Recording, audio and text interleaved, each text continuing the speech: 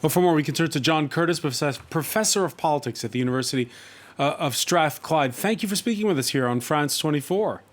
You're welcome. We saw that they didn't need to put it to the party faithful. Members of Parliament agreeing. I'm going to ask you to play what if, John. What if it had gone to the Conservative Party membership? Would it have been this walk in the park for Rishi Sunak? Well, I mean, insofar as there would have been time to fight an effective campaign, I think Mr. Sunak would certainly need to fight an effective campaign. I suspect Ms. Mordaunt wouldn't necessarily disgrace herself. Certainly polling back in July indicated that, in some of it at least, that at that time Ms. Mordaunt might have beaten Mr. Sunak in a head-off between each other, although one other poll did put Mr. Sunak ahead. But more recently, I mean, the limited polling we've got of Conservative members in the last week suggests that Ms. Mordaunt would have trailed Mr. Sunak quite heavily. And that, in particular, we also need to bear in mind, first of all, the reason why Boris Johnson had to pull out, or at least one of the reasons why he had to pull out, is that Mr. Sunak began to get the endorsements of those on the right of the party. So he was beginning to pull together MPs from all corners of the party. That undoubtedly strengthened his position. That probably meant that if there had been an indicative vote amongst MPs, he would have probably won by around 2-1 against Ms. Mordaunt, at least, if not more. And the signal that would send to the membership that he indeed is the one that MPs want and might struggle with if they were to foist Ms. Mordaunt on them probably would mean that I think in the end Mr. Sunak would have won. I think you could make an argument actually that Mr. Sunak's position would have been strengthened if Ms. Mordaunt had got on the ballot, because if his strength amongst MPs was very manifest, made clear, and then he got the endorsement of the membership, then, as it were, rather than looking like somebody who has profited because the person who beat him last time messed up, he would be somebody who, in a sense, would have had his own mandate. But either way, he's entered 10 Downing Street in a relatively strong position within his party, at least for the time being. Yeah, relatively strong. And all you're saying, again, is a reminder how the Conservative Party is a big tent with lots of different factions. There was the hardline pro-Brexit faction that's chaired by the MP Marc Francois that decided not to endorse anyone. Why didn't they endorse Sunak? He was pro-Brexit. Well, you have to remember that Mr. Sunak, for the most part, despite the fact that he voted for Brexit and Liz Truss did not, Mr. Sunak ended up appealing much more successfully to the less ardently Brexiteer section of the party. That's just the way it played out.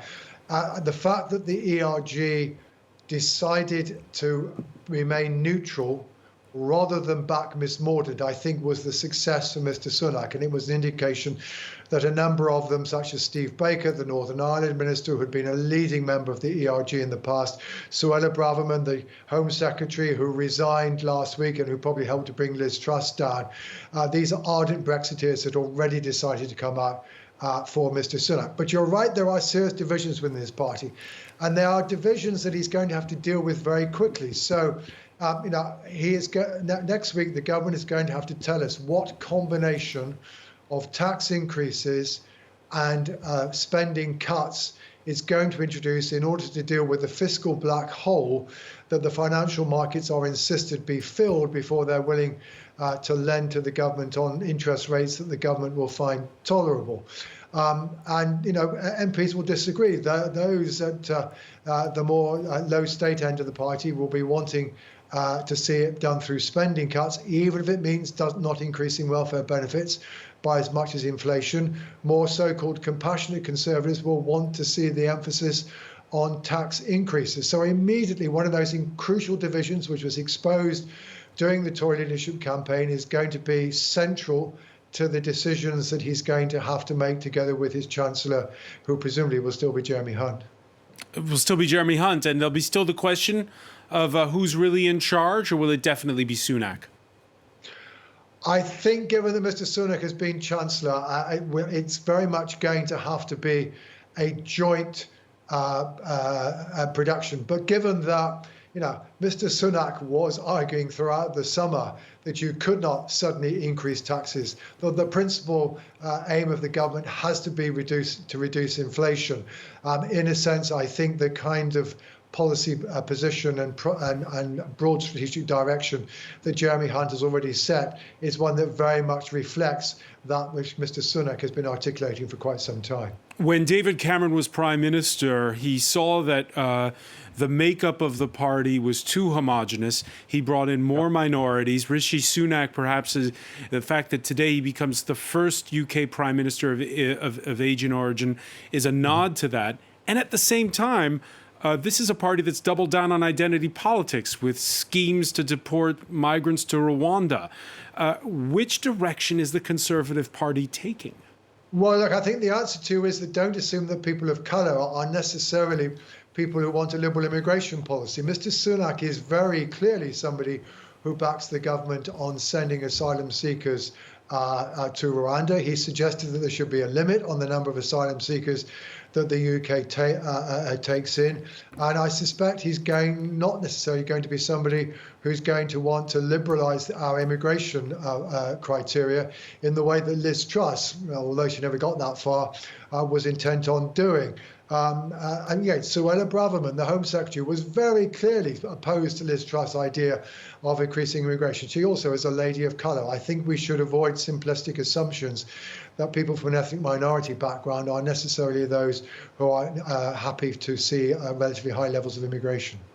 It was a sleepless John Curtis that I saw on Parliament Square in June of 2016 when we spoke for France 24, the day after this vote.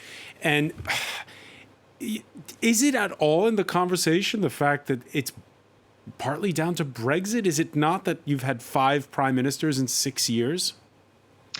It's not in the Conservative Party's conversation. I mean, Mr. Sunak, throughout the leadership campaign, made it very clear he's still committed to Brexit, even though as Chancellor he will be perfectly well aware that the Office for Budget Responsibility, which is the independent checkers of the government strategy, has made it clear that in their view economic growth in the UK is going to be less than otherwise would be because of Brexit. In the wider society, perhaps beginning to be, some of the polling that's come out in the course of the last couple of months or so has begun to suggest that what has long been a small majority of being in favour of being inside the EU rather than being outside, that's been there for quite some time, that majority may have widened a bit. And we certainly had a record reading from YouGov recently of people saying it was wrong to have left. But of course, you have to bear in mind here, neither the Labour Party nor the Liberal Democrats want to reopen the issue. In Scotland, it's different. And one of the reasons why the SNP is pursuing independence is because of its opposition to Brexit. But unless and until one of the opposition parties is willing to open the Pandora's box of Brexit, then the truth is that even though public opinion might be in a different place, I don't think we're going to be talking about the UK changing Brexit anytime soon, though maybe a Labour administration, if we do get one in a couple of years' time, will want to try and negotiate a trade and cooperation agreement that leaves the UK rather more closely tied to the single market than does the current agreement. Always a pleasure. Many thanks, John Curtis of Strathclyde University.